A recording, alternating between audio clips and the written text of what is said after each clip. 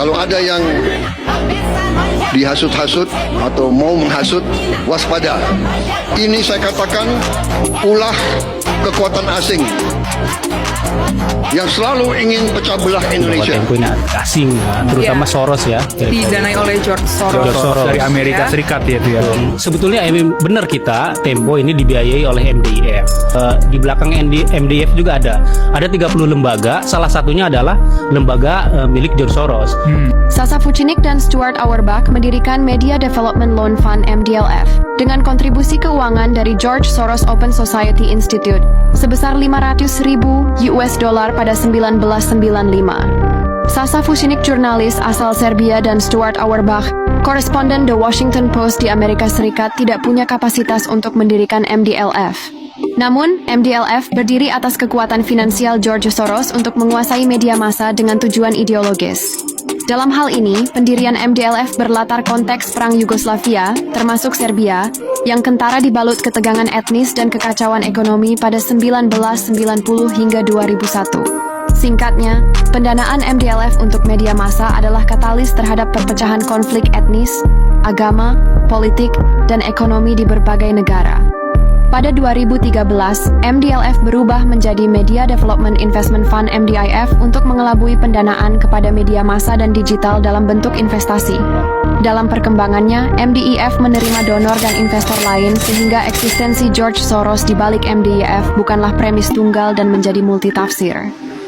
Nanti terkuak media-media yang sebenarnya pemiliknya adalah orang asing.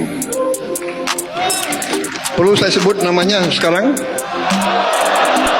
Perlu? Yang MDIF itu kan justru kita duluan yang memberitakan ya bahwa memang ada pendanaan ke Tempo.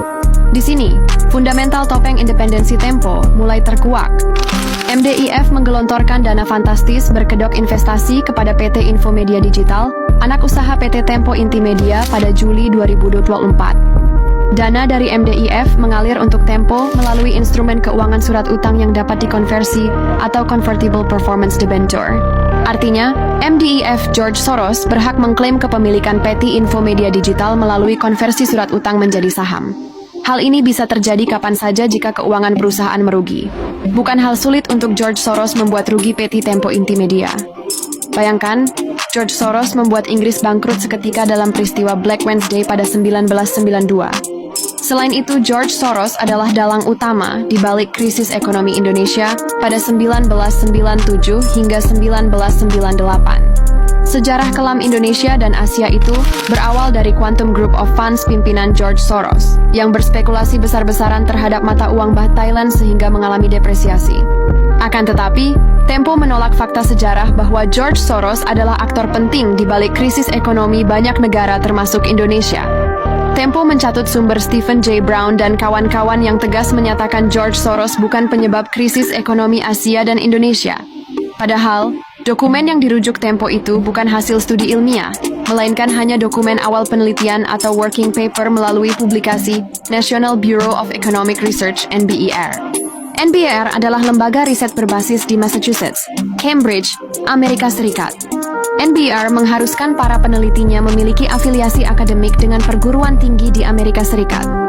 Bahkan, NBER mendapat sumber pendanaan dari agensi pemerintahan Amerika Serikat maupun lembaga privat seperti George Soros Open Society.